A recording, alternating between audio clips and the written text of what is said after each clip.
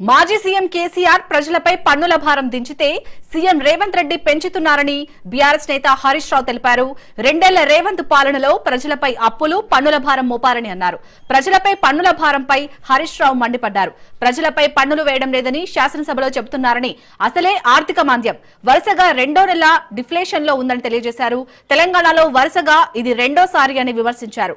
పాలనలో కాంగ్రెస్ పూర్తిగా విఫలమైందని, రోజుకో పన్ను వేస్తూ ప్రజలను షాక్ కి గురిచేస్తుందని మండిపడ్డారు.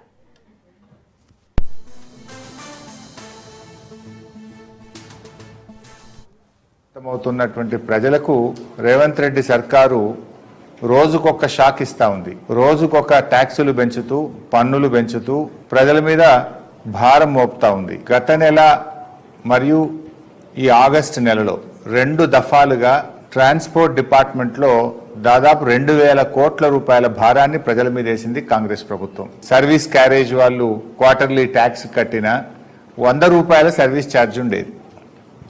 ఇప్పుడు ఆ 100 రూపాయల సర్వీస్ ఛార్జ్ని 200 రూపాయలు చేసిండ్రు. ఇప్పుడు లేట్ ఫైన్ కడతాం, దానికి కూడా 100 రూపాయల సర్వీస్ ఛార్జ్ ఉండేది. సర్వీస్ ఛార్జీని ఇప్పుడు 200 చేశారు. మనం ఒక మోటార్ సైకిలో, బండో, కారో ఏదైనా కొనుక్కుంటే ఇంతకుముందు సర్వీస్ ట్యాక్స్ 400 రూపాయలు ఉండేది, దాన్ని 1% చేసిండ్రు. ఇంతకుముందే 400 ఫిక్స్డ్ ఉండేది. ఇప్పుడు నువ్వు 1,10,000 పెట్టి మోటార్ సైకిల్ కొంటావు, 1% ఎంత కట్టాలి?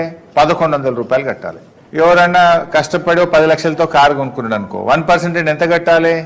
10,000 కట్టాలి. ఇంతకుముందు ఎంత ఉండే? 400 రూపాయలు ఉండే. అంటే ఈ సర్వీస్ ట్యాక్స్ ఇంతకుముందు 400 రూపాయలు ఉంటే దాన్ని 1%కు పెంచి ప్రజల మీద భారం వేశారు. సర్వీస్ ఛార్జెస్ ఇంతకుముందు 100 రూపాయలు ఉంటే దాన్ని 200 రూపాయలకు పెంచారు.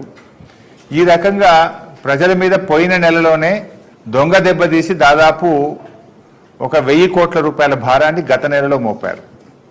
ఇప్పుడు నిన్నేం చేసిండ్రు? మళ్ళా ఇవాళ రోడ్ ట్యాక్స్ పెంచారు.